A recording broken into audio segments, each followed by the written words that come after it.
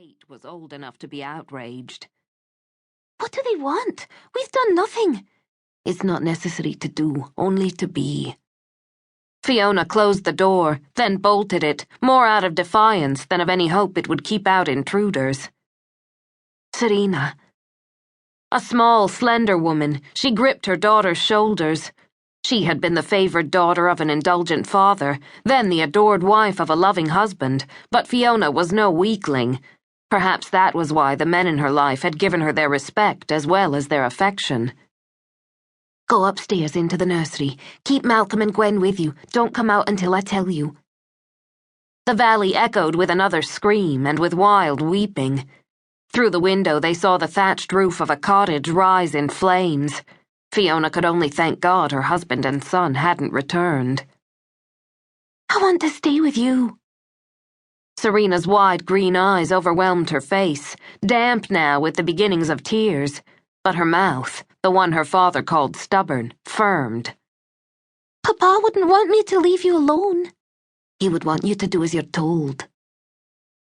Fiona heard the horses stop at the door. There was a jingle of spurs and the sound of men shouting. Go now. She turned her daughter and pushed her toward the stairs. Keep the baby safe. As Malcolm began to wail, Serena fled up the steps. She was on the landing when she heard the door burst in. She stopped and turned to see her mother face a half-dozen dragoons. One stepped forward and bowed. Even from a distance, Serena could see that the gesture was an insult. Serena? Little Gwen called from the stairs above. Take the baby. Serena pushed Malcolm into Gwen's pudgy 5-year-old arms. Go into the nursery and shut the door. She lowered her voice to a whisper. Hurry, keep him quiet if you can. From her apron pocket, she dug a sugar plum she'd been saving. Take this and go before they see us. Crouching at the top of the stairs, she watched. Fiona MacGregor, said the dragoon with the fancy stripes. I am Lady MacGregor. Fiona kept her shoulders back and her eyes level. Her only thought now was to protect her children and her home. Since fighting was impossible, she used the only weapon at hand, her dignity. By what right do you break into my home? By the right of an officer of the king. And your name? Captain Standish at your service.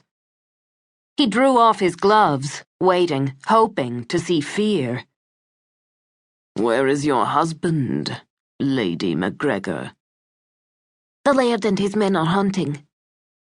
Standish signaled, sending 3 of his men on a search of the house. One overturned a table as he passed. Though her mouth was dry as dust, Fiona held her ground. She knew he could order her home torched as easily as he had her tenants' cottages. There was little hope that her rank or her husband's would protect them. Her only choice was to meet insult with insult, and calmly. As you've seen, we are mostly women and children here. Your visit is ill-timed if you wish to have words with the MacGregor or his men, or perhaps that is why you and your soldiers come so bravely into Glenroe. He slapped her then, sending her staggering backward from the force of the blow. My father would kill you for that!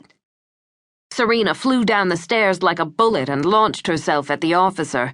He swore as she dug her teeth into his hand, then swept her aside. Damn devil's brat drew blood. He lifted his fist, but Fiona flung herself between him and her daughter. Do King George's men beat small children? Is that how the English rule? Standish was breathing fast. It was a matter of pride now. He could hardly let his men see him bested by a woman and child, especially when they were Scottish scum. His orders were only to search and question. It was a pity the snivelling Argyle had convinced the Queen in her role as regent not to enforce the Bill of Pains and Penalties. Scotland would indeed have been a hunting ground if she had. Still, Queen Caroline was furious with her Scottish subjects, and in any case she was hardly likely to hear of an isolated incident in the Highlands. He signalled to one of the dragoons. Take that brat upstairs and lock her up. Without a word, the soldier scooped Serena up, doing his best to avoid her feet and teeth and pummeling fists. As she fought, she screamed for her mother and cursed the soldiers.